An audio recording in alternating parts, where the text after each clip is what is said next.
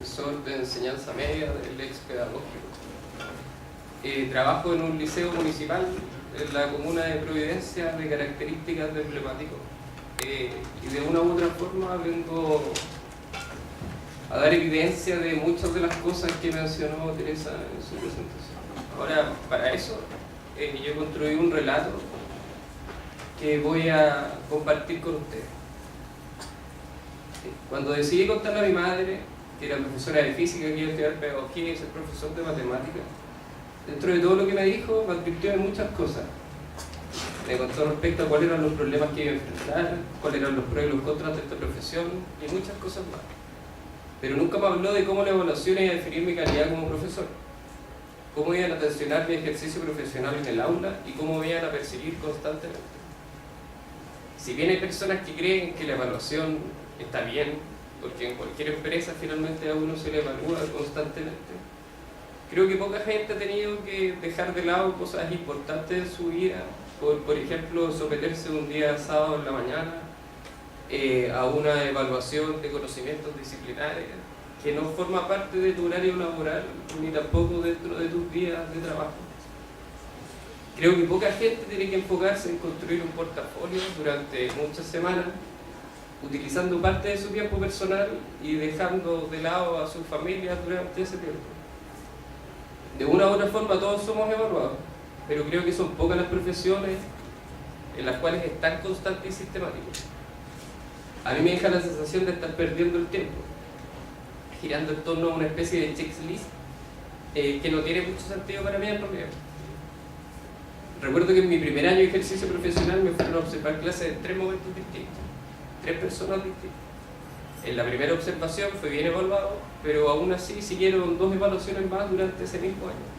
Ahora, tampoco entendí mucho cuál era el sentido que tenía tanta observación, pues las retroalimentaciones que se me hacían por parte de los cuerpos directivos en realidad eran similares entre ellas.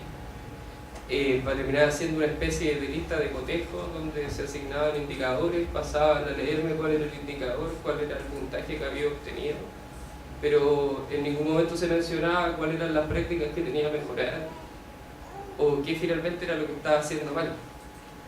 Ahora, hoy tampoco entiendo mucho, pues todos los años me toca seguir pasando por exactamente el mismo proceso. O sea, todos los años me toca identificar fechas, hay que evaluarlo. Y yo siempre me pregunto en realidad si los cuerpos directivos son las personas más capacitadas para realizar esa evaluación, siendo que en realidad no están conscientes de las prácticas que realizo en el aula. Me pregunto por qué de esas observaciones en realidad no participan mis colegas, que son expertos en la disciplina que se imparte, al igual que mi persona. Y en realidad si efectivamente ellos son capaces de definir cuál es la riqueza de lo que yo estoy ejerciendo en la sala de clase. Ahora, fuera de tener que pasar por todo este tipo de evaluaciones, los resultados que obtienen mis estudiantes en las distintas pruebas estandarizadas también influyen sobre mi continuidad laboral.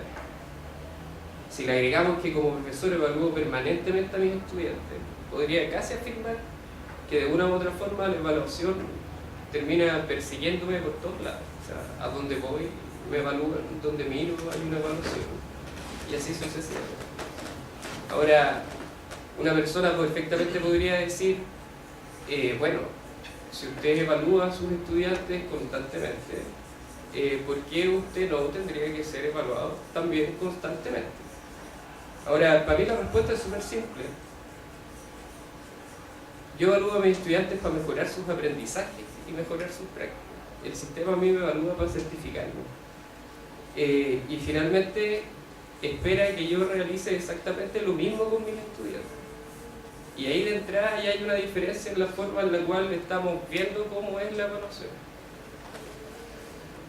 Uno de los principales problemas con los cuales yo me enfrento al tratar de desarrollar libremente mi profesión, porque creo que no soy capaz de desarrollarla en libertad, es que yo hago clases particularmente en tercer y cuarto medio y ahí tengo como piedra de tope la PCM.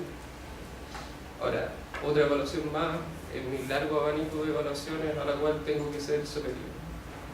Ahora, la mayoría de las estudiantes que están en mi liceo por tener características de emblemático, en realidad buscan ingresar a la universidad. Ellas necesitan obtener un buen puntaje en esa prueba, tanto para hacer el ingreso a la universidad como finalmente para poder acceder a distintos tipos de becas y préstamos para financiar estas carreras. Producto de que sus situaciones económicas tampoco son las mejores dentro de esta sociedad. Nosotros trabajamos con estudiantes de clase media, baja, hacia abajo. Ahora, el problema es que todas esas cosas van cambiando las dinámicas de lo que ocurre en la sala de clases. Ahora, para mí no es extraño que llegue un estudiante y me pregunte, profesor, en realidad lo que estamos viendo para entrar a la PSU, como si eso fuese lo importante. O de qué forma me van a preguntar esta materia que estamos viendo en la PSU. Ellas se sienten presionadas producto de las repercusiones que tienen los resultados que obtengan en su futuro, lo cual de una u otra forma las obliga a otorgarle una importancia que la prueba no merece.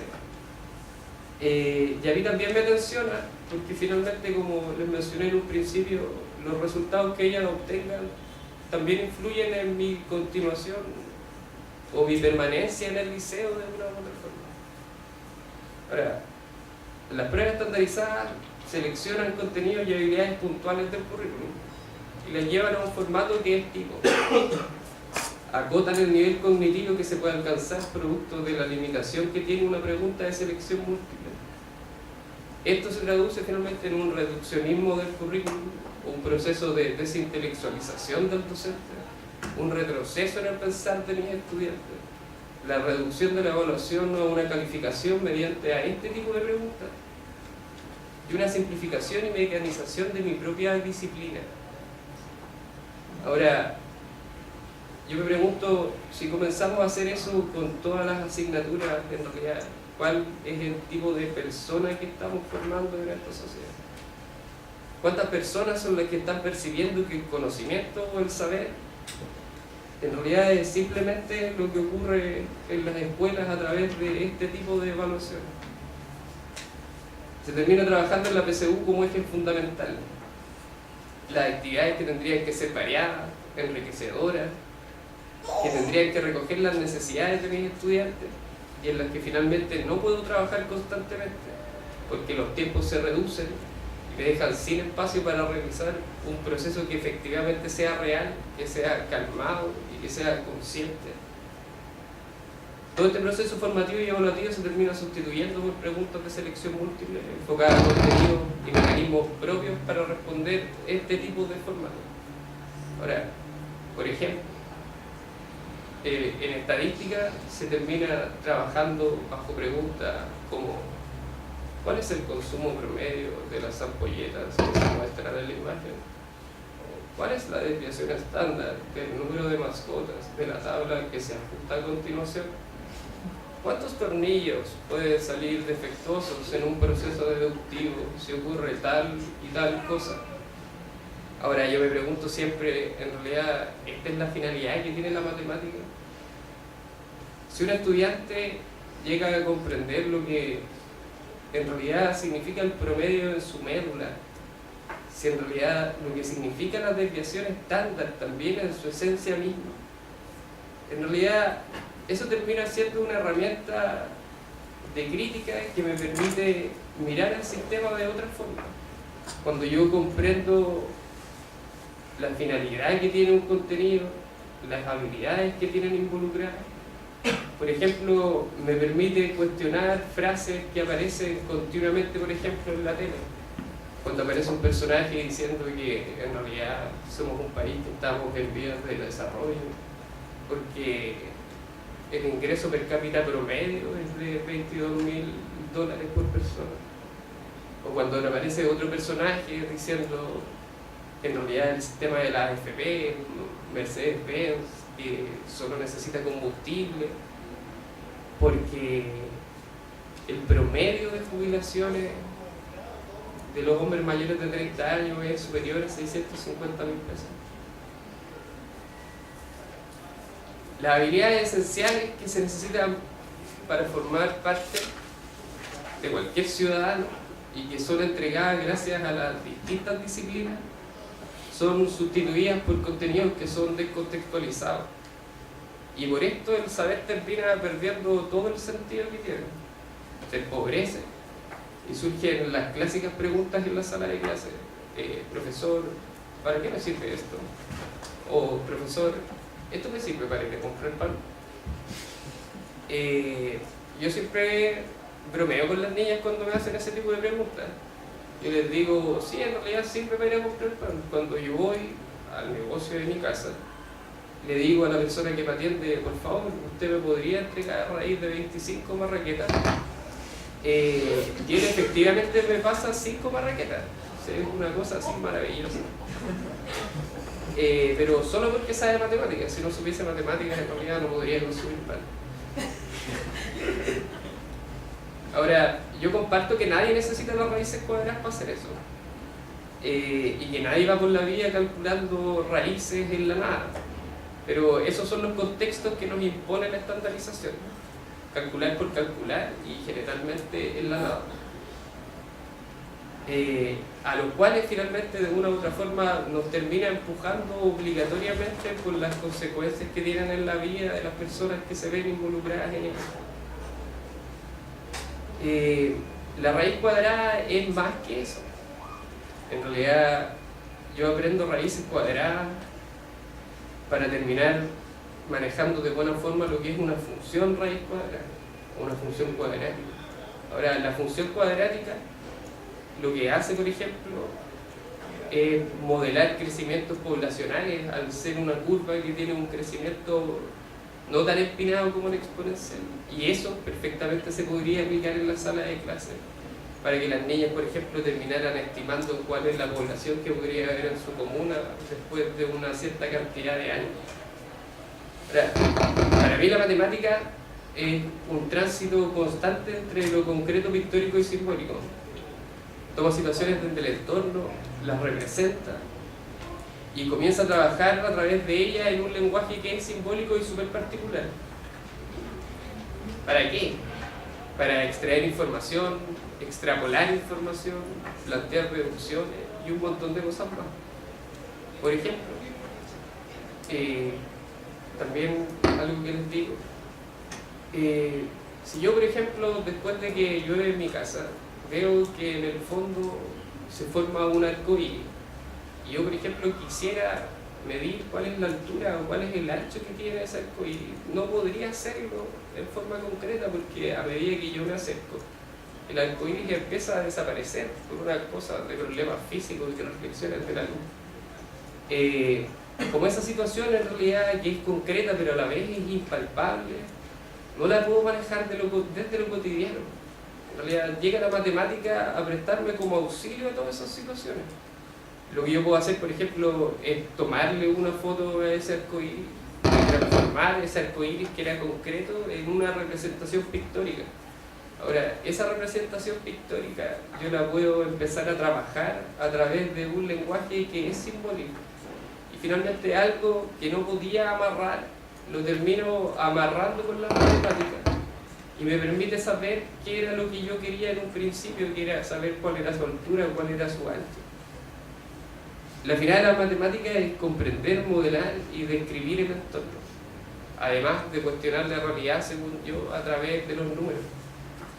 La matemática me sirve para saber las dimensiones que tiene ese arcoíris, o por qué en términos de cifras a veces es mucho mejor botar comida en vez de venderla barata.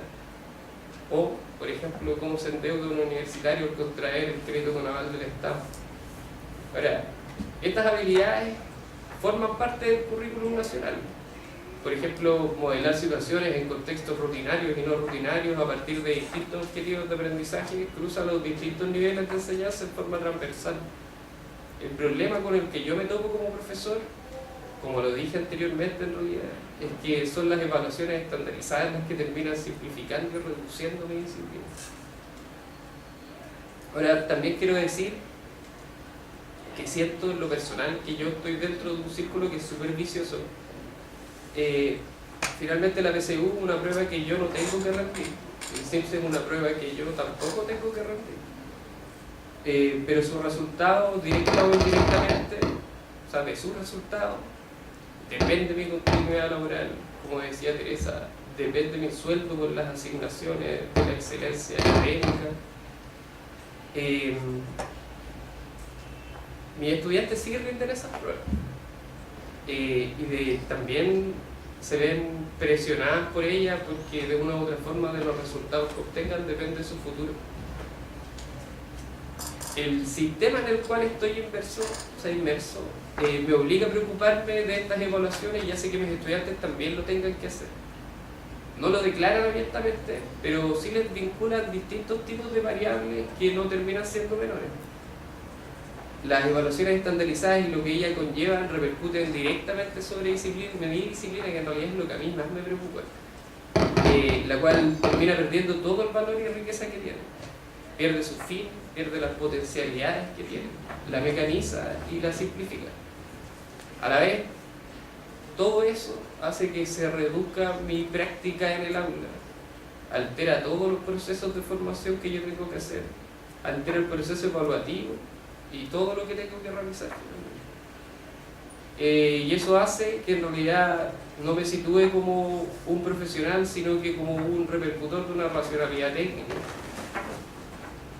Ahora, como estoy inmerso en un sistema donde la evaluación se justifica por la creencia irrefusable de que todo se tiene que evaluar, como si evaluar fuera un fin en sí mismo y no un proceso que busca un fin, sería difícil pensar que en lo inmediato se pudiese derribar el paradigma de las evaluaciones estandarizadas. Por todo lo que he mencionado anteriormente, porque yo creo que efectivamente existe una intención de formar un cierto tipo de ciudadanos, por la cantidad de plata que hay detrás y en realidad por el negocio en el cual se ven inmersos.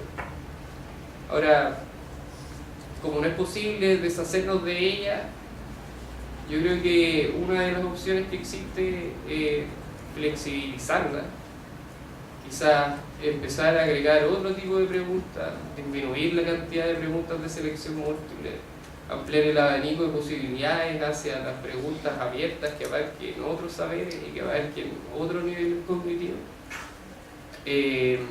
para así finalmente no ser tensionados y dirigidos hacia el reduccionismo, que de una u otra forma el espacio se abre y haga el juego contrario y que nos termine arrinconando hacia la explotación de los saberes. Como reflexión final, en realidad, siento que para mí hay dos visiones que son súper difíciles de conjugar. ¿Educamos para la vida o educamos para la estandarización? Eso. Muchas gracias.